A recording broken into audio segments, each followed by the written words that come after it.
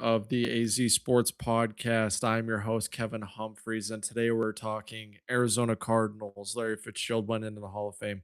We're talking Arizona Diamondbacks and their phenomenal series victory against the Los Angeles Dodgers. And Dillon Brooks was extended by the Phoenix Suns, all since we last recorded a podcast. Let's get this thing going. I cannot wait. Here we go. First, let's get right into the Arizona Diamondbacks series win. Okay, to break it down real quick, Diamondbacks won game one of the series on Friday against the Los Angeles Dodgers. It came, the Diamondbacks were down 1-0, headed into the ninth inning of this one, I believe it was 2-1. 2-1 in the ninth inning of this one, and then it was Ryan Waldschmidt, who was the hero with the walk-off two-run home run. Didn't even know it was a home run until he was halfway to second base. A phenomenal story for the young rookie who was one of the most sought-after prospects at the deadline from the Arizona Diamondbacks. So good job of him proving to Mike Hazen and the rest of the team, hey, you guys didn't trade me, and I am here to continue to play good baseball. And that's exactly what he's been doing since he got recalled from AAA in the middle of July. We'll get to more of that later. Saturday, it was a great but low scoring game. It was 0-0 after the seventh inning. Brandon Pfaadt pitched a gem, 7 innings scoreless against the Los Angeles Dodgers lineup. Are you kidding me? Brandon Pfaadt has been one of the best pitchers in baseball, and we'll get to that in a minute as well. But ultimately, the Diamondbacks lose. They lose in extra innings 2-1. They gave up a home run. Jonathan Loaisiga gave up a home run in the eighth inning, and then in the bottom of the ninth inning, Perdomo tripled. Carroll tripled, which scored Perdomo. But then with no outs and Corbin Carroll on third base, the Diamondbacks could not get Corbin home. They could not get him 90 more feet. And it was Gabriel Moreno. It was Ketel Marte. That those two guys weren't able to get Corbin home. And the Diamondbacks went on to lose in the 10th inning because of an infield single from Shohei Ohtani. A heartbreaker for sure. And honestly, looking at how this series played out, you feel like this Diamondbacks team should have swept. They should have swept. They should have swept the Dodgers for not once, but the second time this season. Incredible. Just incredible.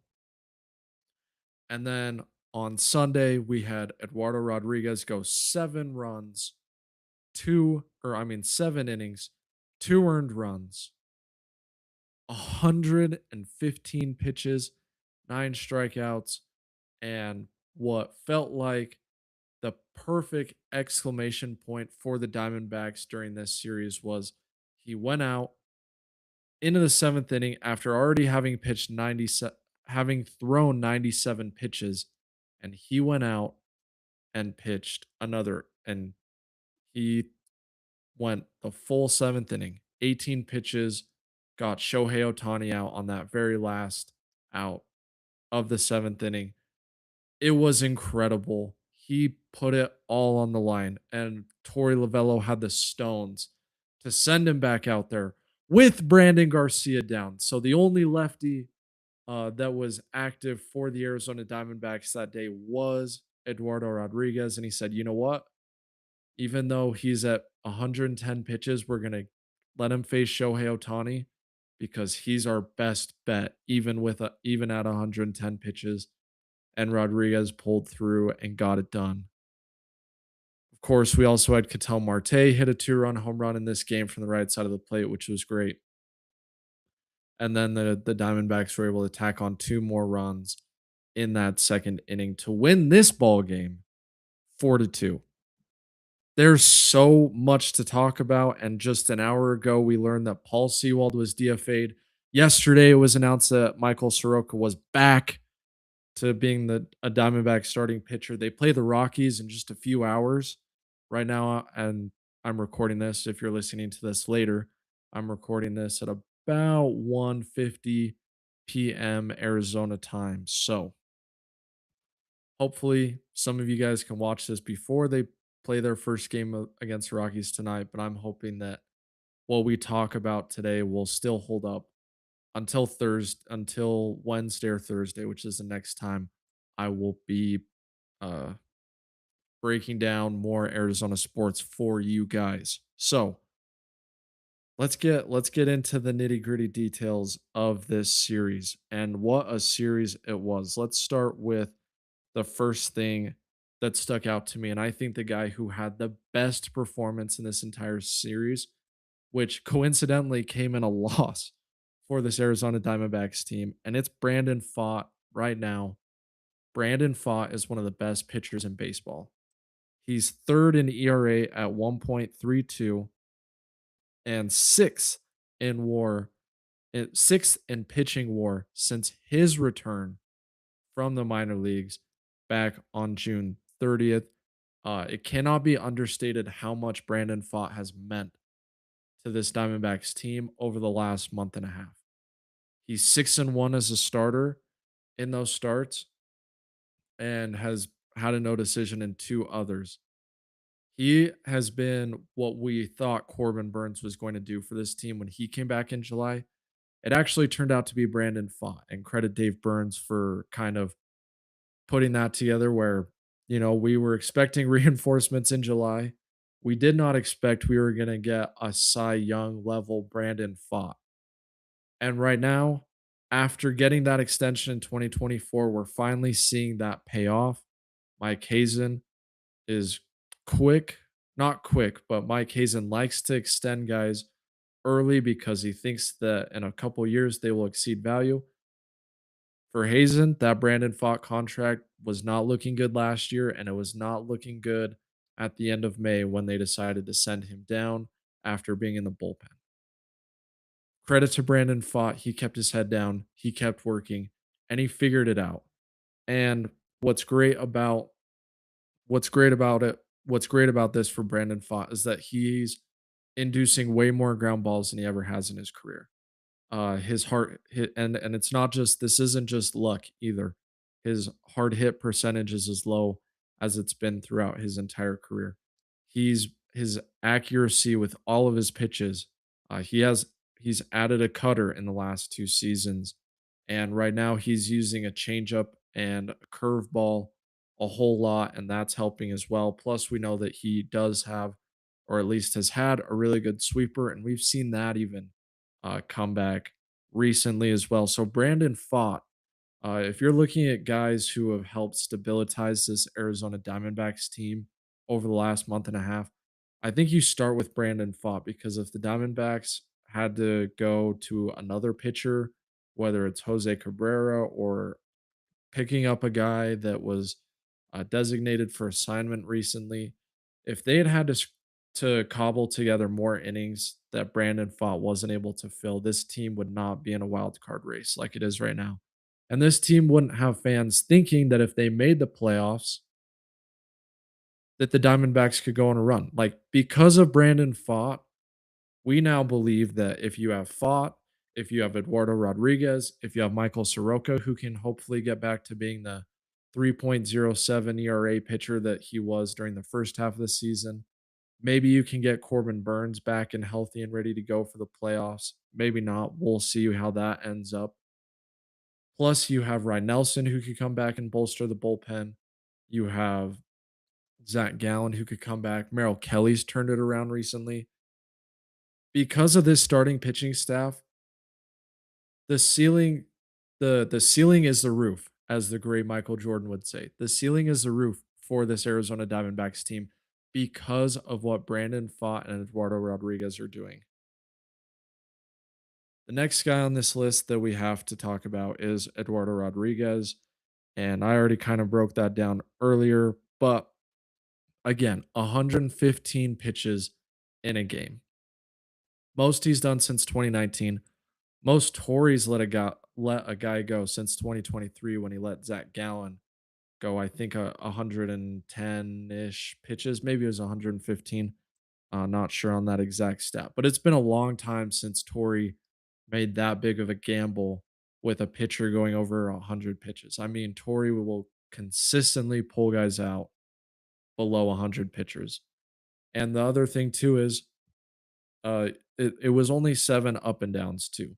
The more up and downs you get into a ball game, the more Torrey likes to kind of take guys out, even if their pitch count is not as high as you would think. It's also the up and downs and the waiting in between innings that adds into that fact as well. So seeing Torrey throw a guy out there for the 7th inning, not super unsurprising. We've seen him do it a bunch of times this season, especially when guys have it rolling. But what was incredible in this situation is that Erod left guys on base in the top of the 6th inning. Like, it wasn't like he had dominated recently. He left guys on base. There was a run that scored in that top of the 6th inning to make it a 4-2 ball game, and Torrey still said, "Okay, it's the bottom of the order plus Shohei Ohtani. So we're gonna let Erod go out there and get through this inning." And there was one time where Torrey kinda, like, he was up, he was out of the dugout, and then he was like, I don't I don't know, Jim. I don't know."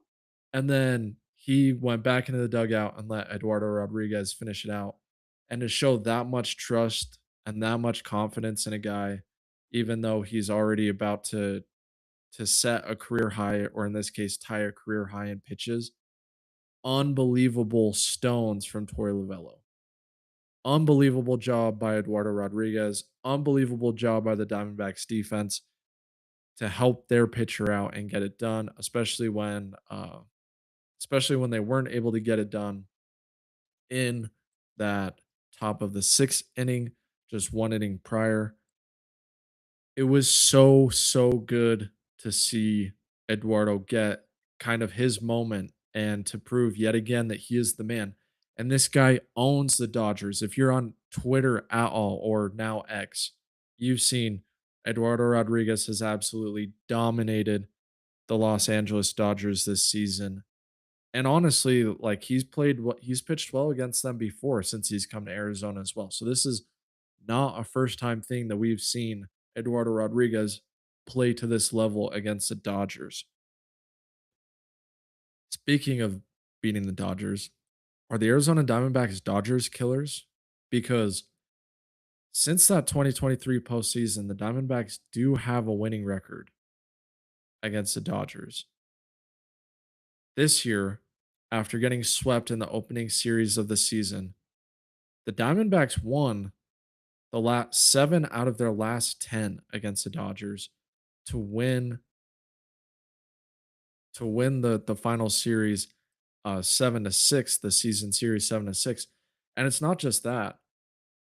The Dodgers won the first, I believe, 5 games of the season series, which means the Diamondbacks won 6 out of the last, or sorry, they won 7 out of the last 8 games that they played against the Dodgers. Just a ridiculous stat. But it also goes to show that this team, when it's functioning, has the ability to beat this Dodgers team because they play great defense, because they have great starting pitching. Kevin Ginkel came in and got it done. Brandon Garcia came in and got huge outs, especially in that first game. The double play that he got Shohei Ohtani to hit into was great. The Diamondbacks bullpen has held on just good enough this season to get them to this point. We'll see if that continues or not. And there should be, as we're seeing today, there should be reinforcements coming. So can't wait to see what happens there. But yeah, the Diamondbacks have just been Dodgers killers since that opening series against them this season. And even though they're Dodgers killers, they're still 7 or 8 games back of the division. So that's unlikely to happen. For any people in the comments who think I'm saying that the Diamondbacks are a better team than the Dodgers, I definitely don't believe that. But I do believe that the Diamondbacks possess the guys capable and maybe are the most maybe know the Dodgers the best because they see them so much. Like this team gets to see the Dodgers 13, 14 times a season and have during this entire dynasty. Plus, they beat them in 20. They were the last team to beat the Dodgers in a playoff series. They were the last team to beat the Dodgers in a playoff series. So, as good as the Dodgers are, maybe their kryptonite is a team that knows them very well and that has pitched against them numerous times. I mean, Merrill Kelly's pitched against the Dodgers many times. He struggled at the beginning, but in this series, he went 5 and 2/3 innings and allowed one earned run. Eduardo Rodriguez has pitched well against the Dodgers. We saw Brandon Pfaadt shove last year against the Dodgers, and he was having a down season. Maybe this team has just played the Dodgers so many times that it knows the formula to beating the Dodgers. Now, can they always execute that formula? And do I think that there's a little bit of that NBA mentality right now with this Dodgers team where, they're kind of just coasting through the regular season and then they'll turn it on when the playoffs start? Yeah, I think there's a strong case that that's exactly what the Dodgers are doing is, and they know like, hey, we're good in the division, so like we don't need to like go all out 100 miles an hour, pushing up to the highest gear. Like they might just be in gear 3 or 4 right now. And the Diamondbacks, because they're in this wild card race and it's essentially going to be playoff baseball. I mean, the Diamondbacks have to play playoff baseball for the next month and a half, a little more than a month and a half before they even make the playoffs because this wild card race is going to be so tight. So the Diamondbacks beat LA. They're the Dodgers killers because they have the guys on the roster that can get it done, that have seen this team over and over and over again. I If they meet in the playoffs, am I picking the Diamondbacks? Absolutely not. Absolutely not, unless, Shohei Ohtani is on the IL, on the shelf. And even then, I don't know if I'm picking the Diamondbacks just because of how loaded that the rest of that Dodgers lineup and their pitching staff is.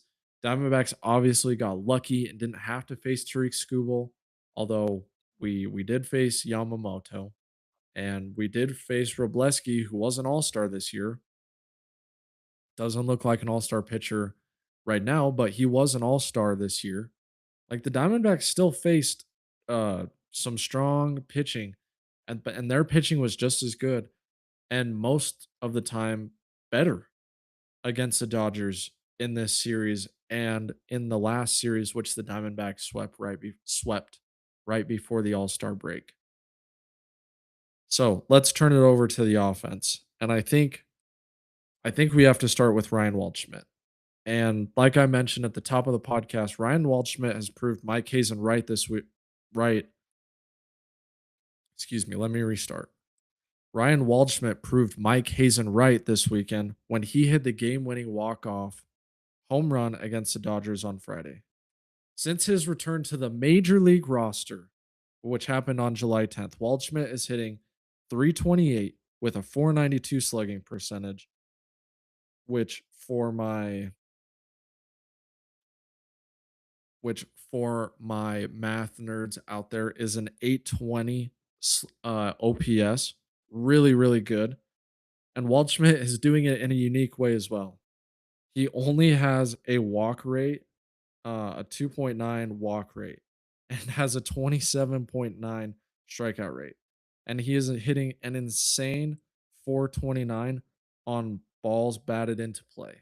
So that's way, way, way above average on balls batted into play for Waldschmidt. But I think, and do I expect this number to hold throughout the rest of the season and in his career? I don't. He needs to stop striking out as much. He needs to put more balls in play. He has one of the highest strikeout rates on the team. He needs to walk. He needs to get a lot more walks. Like we need that strikeout percentage to get down to 20, and we need that walk percentage to get up to 7 to 10, ideally. Like we need those areas to improve for him to truly become like a really good major league player. And the 429 batted balls in play, I think is just he really knows how to hit the ball and where to put the ball. And when he gets a barrel on a ball, he's sending it in the right direction. Like he's not just a always pull side hitter. Now he is a pull side hitter for sure, but like he's a guy that understands how to put the ball in play and get on base doing that. So it's really impressive what he's done. Has definitely been the catalyst to the Diamondbacks offense at the bottom of the order, as well as Tim Tawa, who had an incredible series against the Padres, as well as James McCann, who uh, had one of the longest RBI streaks in Diamondbacks history, actually tied it before that came to an end against the Padres. Gabriel Moreno's been awesome. Corbin Carroll and Ketel Marte have been sputtering recently, but hopefully the triple on Saturday for Corbin and the home run on Sunday for Ketel can get those two guys going. That would be really nice to see. But the guy that I think could have maybe the best stretch to end the season is going to be Geraldo Perdomo. Just in August, he's hitting 389 in 9 games. He's also hit a few home runs going back to the end of July. But in July, he hit 175. Wasn't great. He is, top 10 in walks in Major League Baseball this year, which is just something that Perdomo does. He's really good at getting on base, even when it's, having to manufacture a single or a walk. He's really, really good at that. But I think Perdomo is going to have one of the best months of his career in August, and that might continue into September. I think Perdomo is peaking at the right time, and when we look in a few weeks from now, we're gonna say, man, we've seen Marte carry us in stretches this year. We've seen Corbin Carroll carry us in stretches. Most recently, we've seen Gabriel Moreno carry the Diamondbacks, and now I think it's going to be Perdomo's turn. I think Perdomo for the next 6 weeks is going to be the Diamondbacks' best offensive player, as well as honestly their best defensive player. What he's doing at shortstop this year, he's one of the best defensive shortstops in baseball. And if he's able to start mashing the ball, like I think Perdomo's about to start mashing the ball, I think this Diamondbacks team is not only going to make the playoffs, I think they're going to finish second in that wild card race. I think they finished second. I think that they right now, assuming that some of the guys come back healthy, like Jordan Lawler and Justin Martinez can come back healthy. I think this team has the pieces to be the second wild card team. And then with that, they'll play the Cubs most likely in a playoff series. We'll get to see the Cubs at the end of the month. So that'll be a good preview of what could happen, as well as the Phillies. And we'll see the Padres again as well. So a lot of teams in the wild card spot with us. We're going to get to see the Diamondbacks play against a lot of these wild card teams to end the season. And I truly believe that this Diamondbacks team, if Lawler can come back healthy, if Martinez can come back healthy, if they can get Corbin Burns and Ryan Nelson back at least somewhat available for this team before the end of the season, I think this team has a really, really great shot at making a special postseason run. Does that postseason run get sniffed out by the Dodgers the or the Braves or the Brewers? It could. It definitely could. It could be short. It could just be 2 games, and all of a sudden we're at home after losing in the wild card, and we go, man, what a season, but what a rough way to end. Or we could up in conference, the conference championship again. We could be playing for a pennant. I truly believe that this team has that kind of ceiling. And I hope that they prove me right. I hope that they prove me right.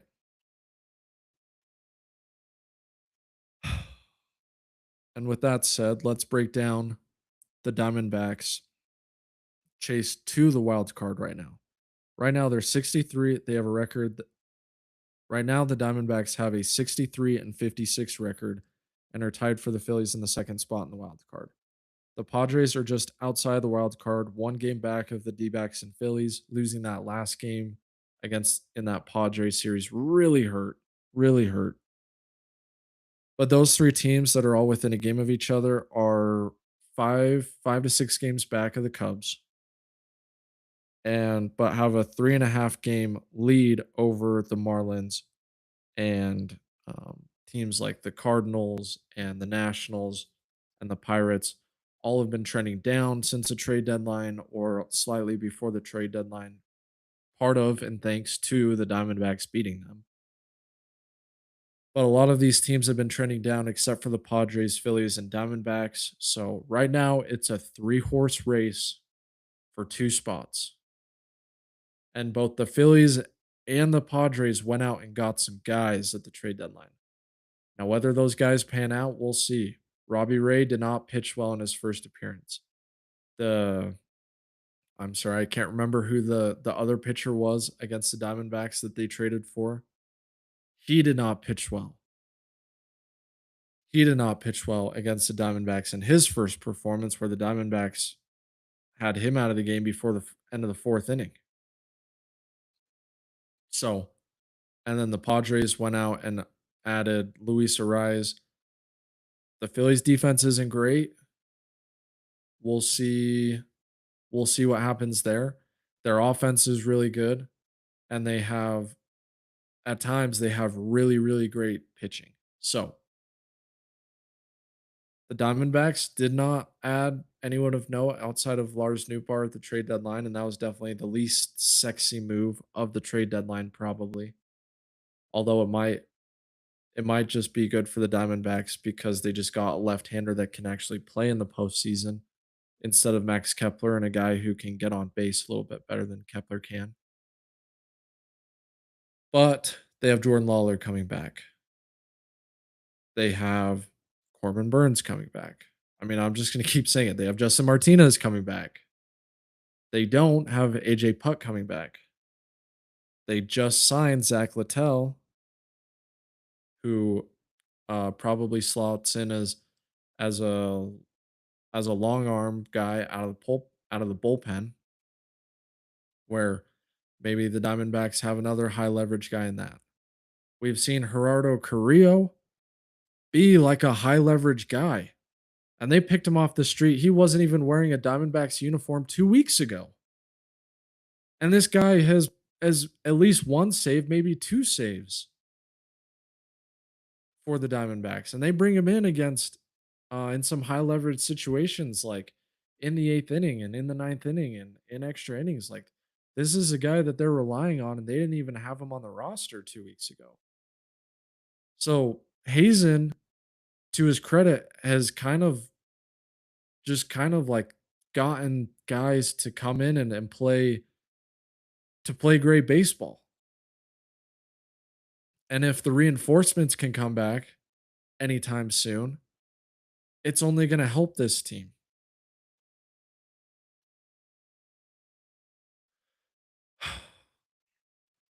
All right. We're almost done with the baseball talk. I know it's been a half hour of Diamondbacks baseball talk, and we're almost done. I promise. We just have uh, th- 3 more things to get to. First, let's start with what just happened about an hour ago. And it's that the Arizona Diamondbacks designated Paul Sewald for assignment. And Paul Sewald has had one of the weirder careers in an Arizona sports uniform that I can remember. At his best, he was one of the best closers in baseball. In 2023, he was a huge reason why the Diamondbacks made the World Series. He was also a big reason why they lost the World Series. In 2024, Paul Sewald was one of the best closers in baseball for the first half of the season. And then in the month of July, the bottom fell out on him. And he didn't pitch much more for the rest of the season.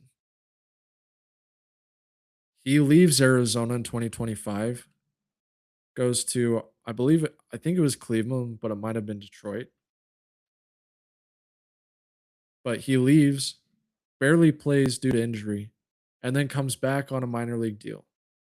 And all of a sudden, after spring training, we looked up and oh my gosh, Paul Sewald was Paul Sewald was the Arizona Diamondbacks closer in the year 2026. We couldn't believe it. We couldn't believe that we went back to the Paul Sewald well. And guess what? Mike Hazen and Torey Lovullo looked like geniuses for the first 3 months this season. The guy was 24 of 27 in his save opportunities. Not a few years ago. This year. This year, he was 24 of 27 in his save opportunities. I mean, that's 8 out of every 9 save opportunities. That's well over 80%. Well over 80% Paul Sewald was getting saves. And then all of a sudden in July again and in early August, the bottom just fell out and it felt like he couldn't get any guys out. He couldn't get a guy out.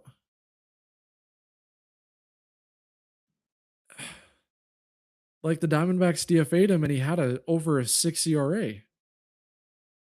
Over a 6, and this guy was 24 of 27 in save opportunities.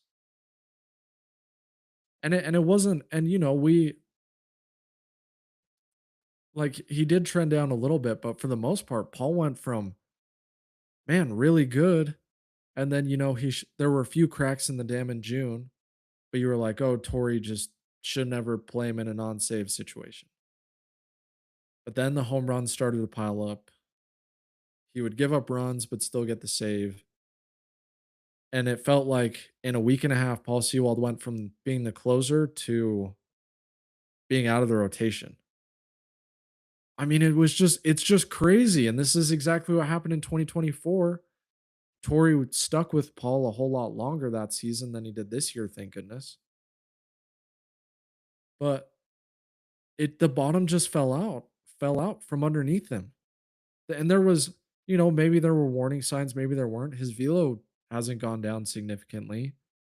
Um, maybe there's a little bit, maybe his pitches aren't carrying as much as they were at the beginning of the season, but overall, there's no like real telltale sign as to why all of a sudden teams went from not being able to hit Paul Sewald to all of a sudden teams are treating Paul Sewald like like it's batting practice.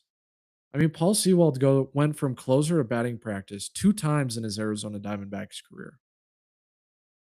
Twice. And it felt like it happened overnight. Overnight. I don't know how to explain it. Baseball is one of these weird things that you can't explain. All of a sudden, a guy goes from being unhittable to being batting practice, and Paul Sewald did that twice.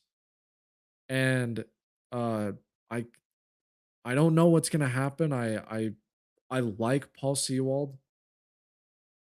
Uh, I like Paul Sewald a lot. Like I think he's a great guy. I think he's been great for the organization. I think he's represented the Diamondbacks extremely well.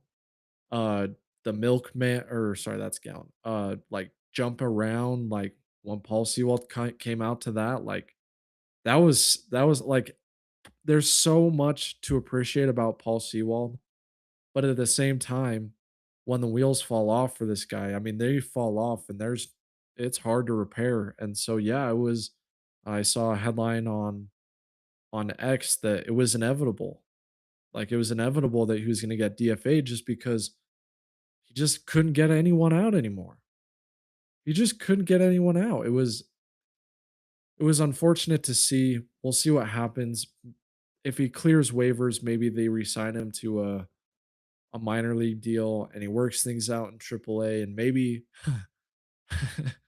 I can't even I don't even want to say the words out loud, but Pavin Smith is back playing for AAA Reno. Maybe there's a chance we see Pavin Smith again on the Diamondbacks this year. I don't know if that's going to happen, but there is a chance. And if Paul Sewald clears waivers and the Diamondbacks do re-sign him and they try and help him fix whatever's going wrong, and they feel like they fixed it just like they did with Brandon Pfaadt, I don't know. Maybe Paul Sewald has come to the end of the road of his career. Maybe he still has another stint left with the Diamondbacks. It's gonna be crazy to see. It's gonna be I don't have the words because I appreciate him, but I'm also glad that that anxiety is out of my life. Okay, so sorry about that. Last thing before I finish this Diamondback segment is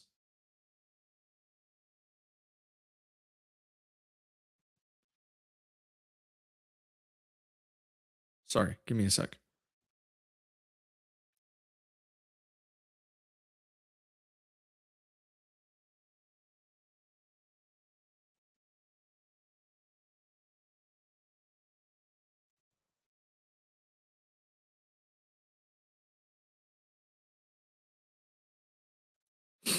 Okay, let's get into maybe the one negative. Let's get into the one negative that I have for this Diamondbacks team right now, and that is what Mike Hazen did during this offseason. Now, he did a few good things, traded for Nolan Arenado, who's been a huge success, brought in Paul Sewald, who got 24 out of 27 saves, brought in Michael Soroka on a tryout deal, essentially, and he's been great. But the two things that he did, and the main one that causes me to get irrationally angry, is that he traded Jake McCarthy. And this is pertinent because the Diamondbacks play the Colorado Rockies for the next 3 days. And Jake McCarthy had a historic night recently where he had 4 hits, 2 home runs, 2 stolen bases. Right now, McCarthy is 17th among all players this season in OPS at 859, and he is first among all left fielders. Now, would he get the everyday reps in the outfield if he was still playing for the Diamondbacks this season? Maybe not. But if McCarthy was hitting this good for the Diamondbacks, I'll tell you what, he sure would have earned them. But the problem is that the Diamondbacks came into the season and they were hoping for yet again another Alec Thomas turnaround. They were hoping eventually Alec Thomas could figure it out. The signs were there that he just wasn't going to be able to do that. The Diamondbacks said, "Hey, we need a left-handed hitter in our lineup." And they went with Pavin Smith over Jake McCarthy. Jake McCarthy would be great to have in the DH spot or as an everyday left fielder. Heck, he played center field for the Diamondbacks. And so, yeah, maybe Ryan Waldschmidt and Tommy Troy don't have the seasons that they have. But I tell you what, would you rather have an 860 OPS Jake McCarthy on this team right now or anything else that the Diamondbacks have put in the outfield this entire season outside of Corbin Carroll? And I'll tell you what, Jake McCarthy, I would 100% have picked him. I would have picked him over Alec Thomas. I would take him over Pavin Smith. I would have taken him over Blaze Alexander, and I love Blaze Alexander's defense. He was fun to watch as well, and I'm disappointed that we traded him uh, so quickly as well. If the Diamondbacks had Jake McCarthy, there's no telling to how special this offense could have been. And what was so disappointing is, yeah, he did have a down 2025 season, but in 2022 and 2024, he had great seasons. He had great seasons. He had great seasons in 2022 and 2024. I mean, in 2024, he was one of the Diamondbacks' best hitters for most of the season. He was awesome in 2024. And so just sucks. So if the Diamondbacks do fail at the end of the season, that's going to be when we look at this season and if it's not as successful as we want it to be as Diamondbacks fans, the place I go to first might be injuries, but everyone has injuries. The place I go to first will be, why did we trade away Jake McCarthy when we could have kept him and gotten rid of guys like Alec Thomas and Pavin Smith. It was just an absolute steal from the Colorado Rockies what they did to Mike Hazen. And it's the type of move that, in my opinion, can make it so that your job is in hot water at the end of the year, especially if the Diamondbacks again are on the outside looking in at the playoffs.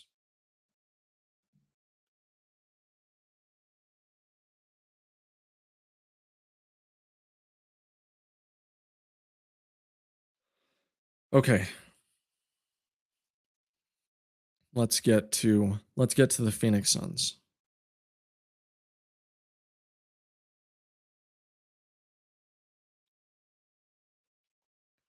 All right.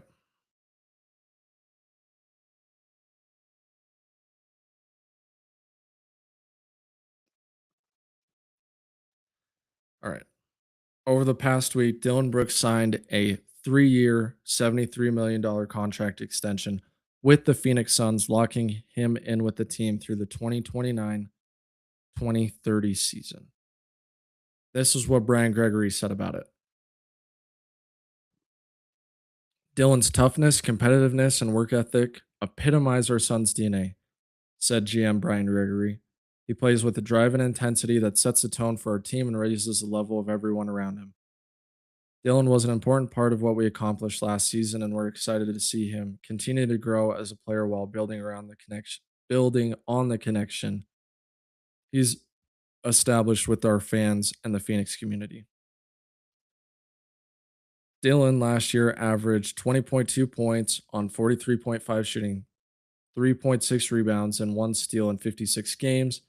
He averaged 26 points on 46% from the field and 3.5 makes from beyond the arc and 6 rebounds in 4 games against the Oklahoma City Thunder. Um, and since and in 5 of his last 6 seasons, he's helped his team reach the playoffs. So, was it an absolute win for the Suns to trade for Dillon Brooks for Kevin Durant? It absolutely was because it shifted the culture of this organization that it so desperately needed. But here's the thing with guys like Dillon Brooks. We've seen some guys, wear out their welcome as well, like Jay Crowder, Raja Bell. Those are guys that come to mind where they played with that same kind of edge that Brooks had, but eventually all the drama and all that edge that comes with it eventually became too much for the Suns organization to deal with. And they decided to trade those guys uh before their contracts um were fully were fully fulfilled. And so Dillon Brooks, yes, he is 30 years old. He'll be 34 by the time this deal ends, maybe 35, depending on where his birthday lines up. And so I do think that there's a lot of good basketball left for Brooks. But if there is any decline and he doesn't have the same type of scoring season that he had this year, or he isn't able to play as well defensively as he did this year at age 33 and at age 34. This could be a contract where that the Suns might be trading in a few seasons because he just becomes too problematic for the organization. It's what happened in Memphis. It didn't happen in Houston, but it did happen in Memphis where eventually they got tired of the Dillon Brooks experience. Now, it seems like this organization is all in on the Dillon Brooks experience. But if you ever come to a point where you're not all in on the Dillon Brooks experience, then it becomes very disruptive for your team, for your organization, for your locker room very quickly. Those are the risks, but the rewards far outweigh the risks because Dillon is the leader of this team. It's been said by everyone top to bottom. Devin Booker, Jordan Ott, Brian Gregory, Matt Ishbia, all those guys heap praise on Dillon for the type of work ethic, the type of attitude, the type of emotional force that this team needs, that credit all goes to Dillon Brooks. So you needed to keep this guy. You had to keep this guy. No if, ands, or buts about it. And you had to make this guy happy. You had to make this guy feel like he's beloved in Phoenix because he is. He's beloved by fans and he's beloved by his teammates. And so this extension was a no-brainer. Paying a guy 21, $22 million a year for close to all-star production. Now we'll see if that continues over the next few years or if he is forced to take a back seat with Miles Bridges coming in and Jalen Green hopefully being healthy for full seasons. Plus the Miles Bridges extension maybe around the corner. We'll find out. Um, with Dillon, like, is he going to be okay being the fourth banana next year? We'll see. But as of right now, the way that this roster is constructed, the Suns absolutely need Dillon Brooks for what he provides as a leader, for the type of edge that he brings. The Suns need that to be competitive in a very difficult Western Conference. Now, does this move mean that they're going to be a 50-win team next year and be a top 4 seed in the playoffs? I don't think so. I think they kind of stay right where they're at. Hopefully they can move their way into the 6th or the 5th seed this season. And there's definitely opportunities for them to climb, especially if this Miles Bridges trade works. But as you've seen from guys like Kellen Olson and others, like there are definitely question marks on how this team acclimates around Devin Booker because Jalen Green, Dillon Brooks, Miles Bridges, all these guys appear to be score first guys. And even Booker at times in his career has been a score first guy as well. So you have 4 score first guys, 3 that play well in isolation. I mean, Jalen Green, well, may be an overstatement, but Dillon did great in isolation situations. Devin Booker, we know, is one of the game's best scorers in isolation. Miles Bridges isn't as much of an isolation as an ISO player, but when he has the ball, he's thinking score. He can play make a little bit. So Dillon is going to have to be a lot more glue guy next year potentially, and be better at making the one more pass, making those types of plays that the fourth and fifth best guys on the roster make. Dillon's going to have to be that guy, and we'll see if he can do it. I think he can. I think that Dillon's a really smart basketball player and knows his role, and will fill in the gaps wherever he needs to help his team win. All right. I I shouldn't have missed the podcast last week or last Thursday, but even though I did, like most of this stuff happened after Thursday. So this was always going to be a very long podcast. But let's get to the Arizona Cardinals and Larry Fitzgerald's Hall of Fame speech.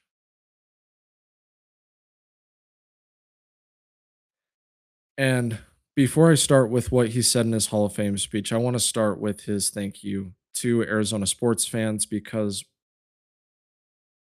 look, Larry Fitzgerald was raised by a sports journalist, so it's no surprise that he's very well spoken and very well written.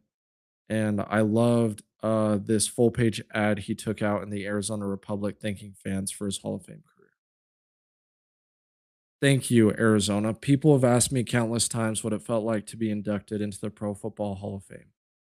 The truth is, it was one of the greatest honors of my life. But this really isn't a Hall of Fame story, it's a thank you letter.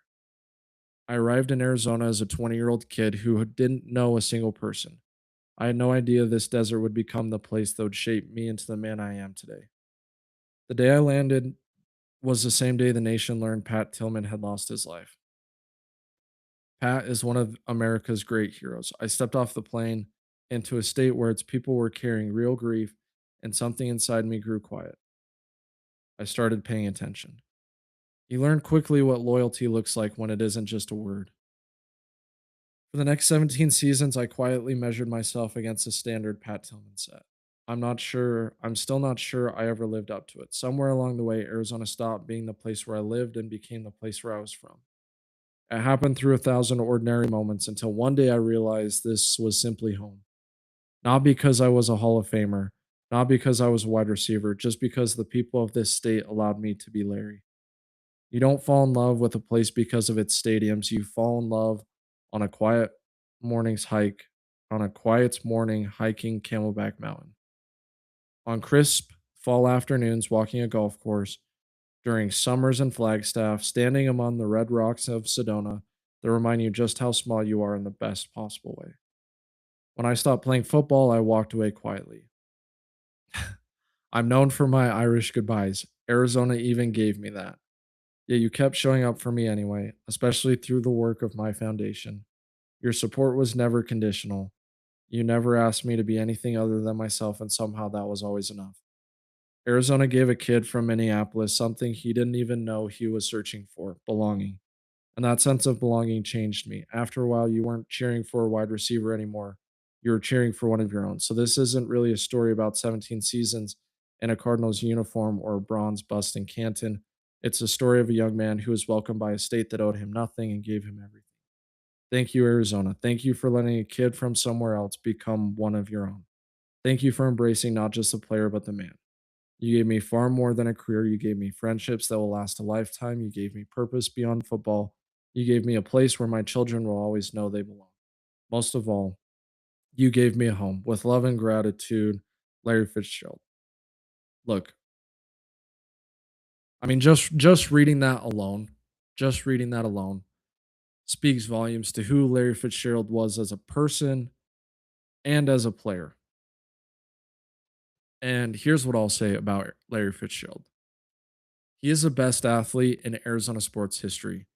He stayed with the Cardinals his entire career and embodied professionalism in a way that very few athletes in professional sports have ever been able to do it. Even when the Cardinals were down, he could have asked for trades, and honestly, we don't know if he did or not, but it doesn't seem like it. And I think Larry would be honest if he had. Larry was a guy who wanted to be in Arizona his whole career. Larry was a guy like many people who go to Arizona. He was a transplant, but he found a home. He found a place that he could call home. Even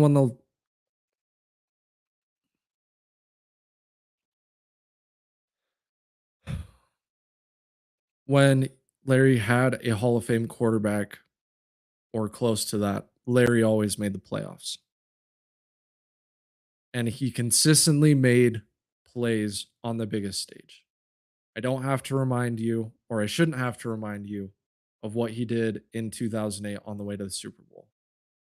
I shouldn't have to remind you about one of the greatest games ever played when Larry Fitzgerald put Arizona on his back to beat the Green Bay Packers against Aaron Rodgers to make it to the NFC Conference Championship game. When the lights were the brightest, Larry made his biggest plays against the Packers, against the Steelers, against the Panthers, against the Eagles, against the Falcons. That's who Larry was. He also still continued to ball out even when Max Hall and Kevin Cobb were guys throwing him passes. What's also great about Larry is that he was himself. He's a quirky guy.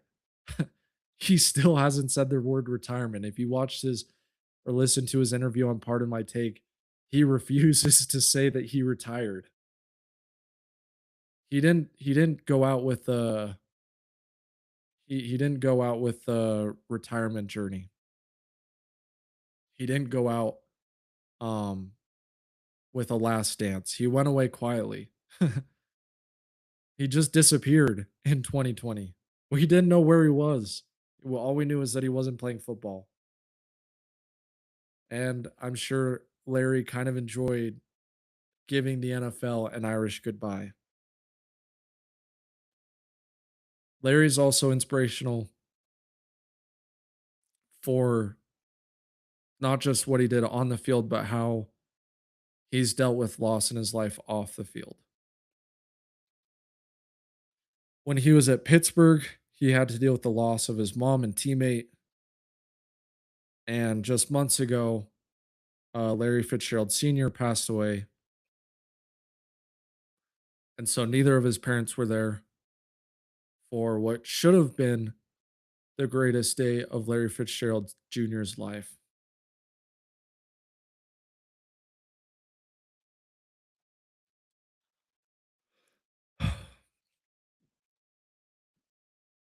I can't possibly imagine what the emotions that he felt over the past few months with it being announced he was getting into the Hall of Fame, which obviously was going to happen. That was a no-brainer.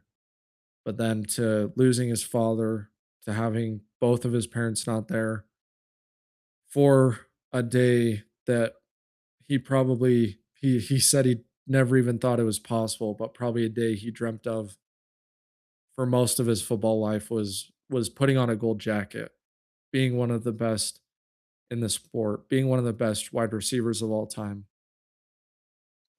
Yes, he's second in yards, he's second in receptions, and he's sixth in touchdowns in NFL history. But it's way more than just the stats because he represented Arizona and the Cardinals organization as well, and the state of Arizona, as well as any professional athlete has in the history of Arizona sports.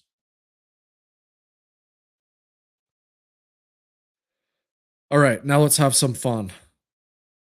What did I think of Larry Fitzgerald's bust? I give it a C plus.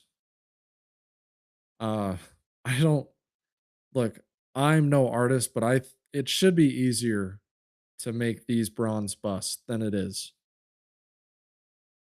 I don't know if we just need to create an AI machine that can make a lifelike bust, but time and time again for these athletes, these these statues and busts that they make look very, very poor compared to what the actual athlete looks like.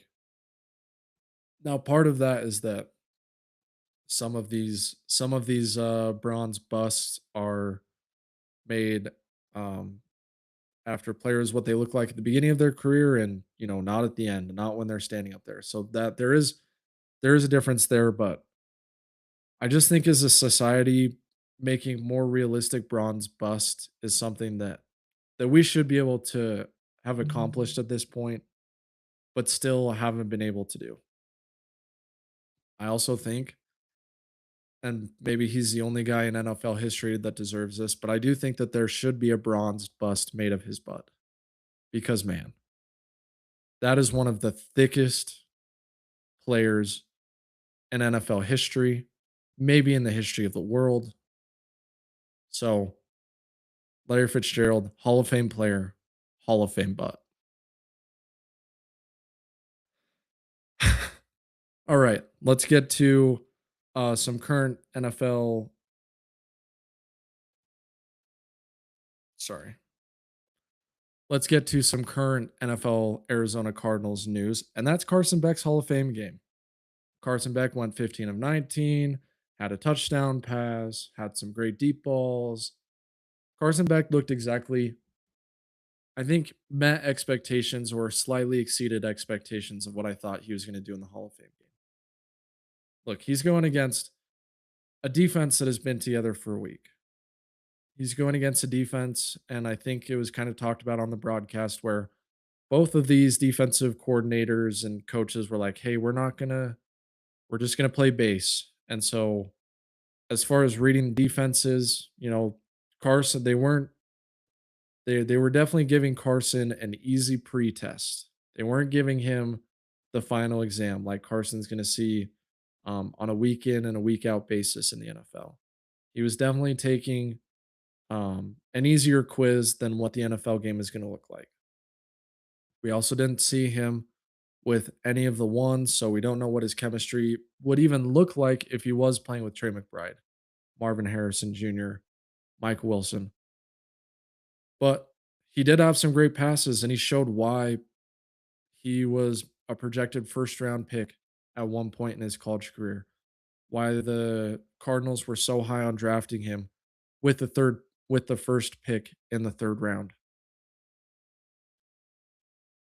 Carson is a guy that I think can be an NFL starting quarterback one day. I don't know if I'll say he's ever going to break into the top 10, heck, even the top 15, but I think there's a good chance, especially with the amount of football Carson's played in college, that he can come in, he can learn an NFL system, and he can be an average NFL quarterback pretty quickly.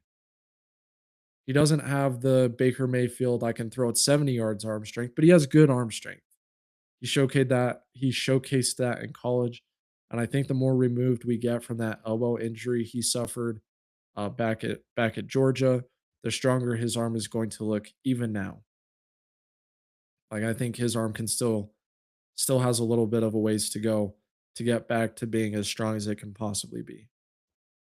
I honestly thought his best pass was his last pass that ended up being an incompletion on a fourth down in the second half.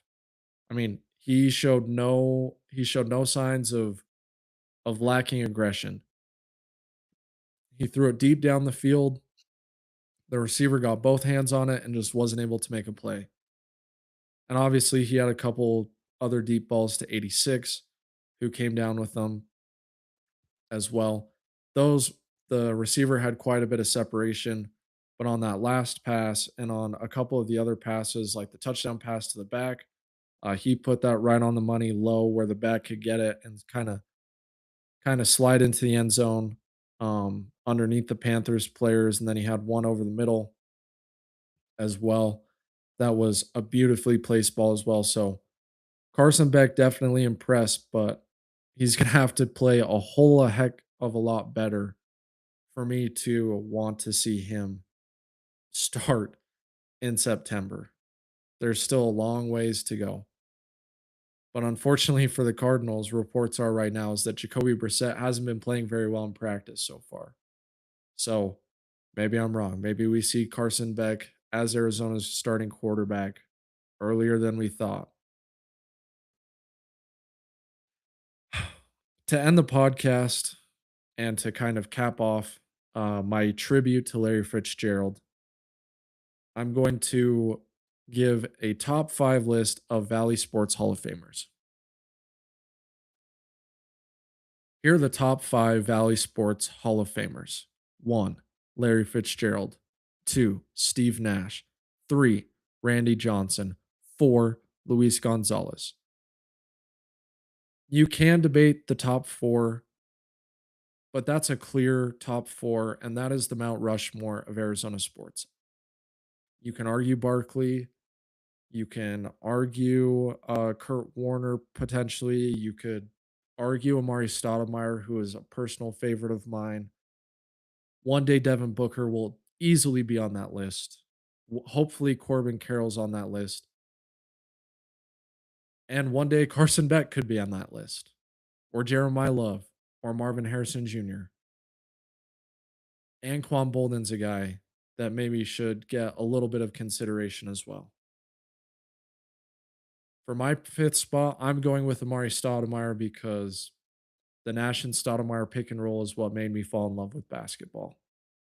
It's going to be different for everyone. If you grew up in the 90s, you'll probably say Barkley's in that 5th spot. If you're, a young kid watching this, if you're 12 years old watching this, you might not understand. Booker's not yet in the Hall of Fame. He will be. And when he is, he might be one. But it's going to come down to him and Fitz. Fitz is number 1. Nash is number 2. Randy's number 3. Gonzo's number 4. To me, Stoudemire's number 5 because I'm just going off of personal preference.